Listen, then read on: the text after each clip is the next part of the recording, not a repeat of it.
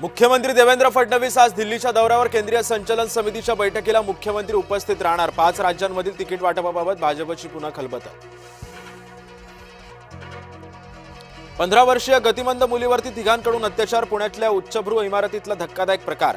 3 आरोपींना पोलिसांनी केली अटक। मनसेच्या गुढीपाडवा मेळाव्यावरती पावसाचं सावट। पावसाचा हवामान विभागाचा अंदाज। शिंदेंच्या पाठोपाठ उदय सामंत नवी दिल्लीमध्ये। दिल्लीतील राजकीय घडामोडींना आला वेग।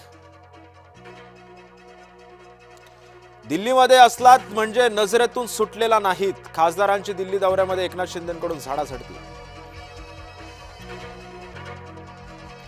ट्रम्प यांची आगपाखड। नाटो मित्र देशांनी मदत न केल्यामुळे झाले संतप्त।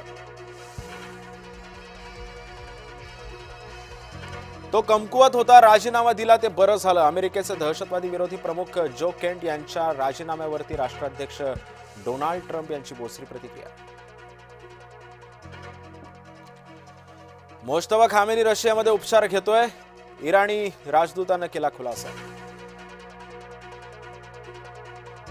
मोदी सरकारनं होमरूजमध्ये उतरवलं नौदल।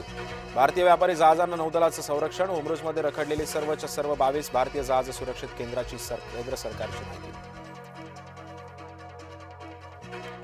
एलपीजीसाठी आंतरराष्ट्रीय स्तरावरती वाटाघाटी। केंद्राच्या हमीनंतर नागपूर खंडपीठातील याचिका निकाली।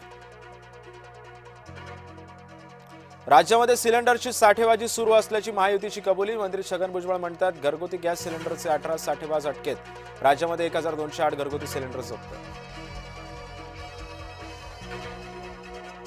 घरगुती गॅस सिलेंडरच्या दरामध्ये 60 रुपयांची वाढ। महाराष्ट्रामध्ये पेट्रोल डिझेलचा पुरेसा साठा। मंत्री छगन भुजबळ यांची विधानसभेतून निवेदन। सरकारी इंधन कंपनीच्या पंपावरती रॉकेल मिळेल। महायुतीकडून रॉकेलचा दर निश्चित। मंत्री छगन भुजबळ यांचे विधानसभेमध्ये निवेदन। विद्यार्थ्यांच्या वसतिगृहांना गॅस पुरवठा का नाही? सरकारनं खोटे बोलू नये। नाना पटोले यांनी सत्ताधाऱ्यांना खडसावलं। वाहतूक ठप्प झाली तर कर्ज फेडायचं कसं? वाहतूकदारांचे कर्ज हप्ते पुढे ढकला। पंतप्रधान मोदींना वाहतूकदार संघटनेचं साकडं।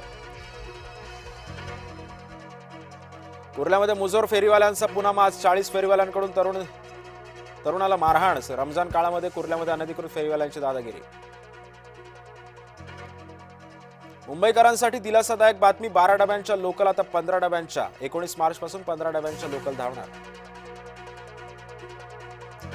नमो शेतकरीचा 8वा हप्ता आठवड्याभरामध्ये येणार आहे। शेतकऱ्यांच्या खात्यामध्ये 2000 रुपये जमा होणार। 90 लाख शेतकऱ्यांना मिळणार लाभ।